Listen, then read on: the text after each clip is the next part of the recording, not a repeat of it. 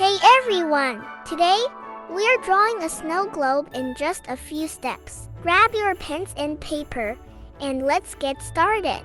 Start with a large circle for the globe. Add a rectangular base below the circle. Inside the circle, draw a small house with a triangular roof and a rectangular door.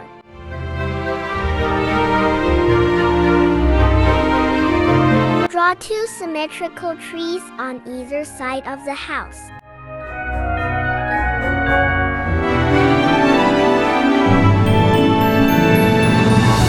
Add small dots around the globe to represent snowflakes. Now, let's start coloring with red, pink,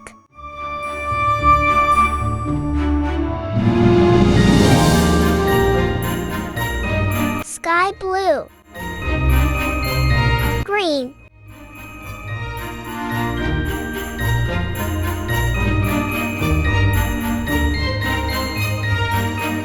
brown,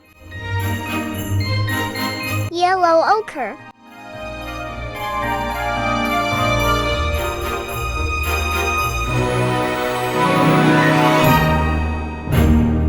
yellow for the base. Finally, color the sky with sky blue.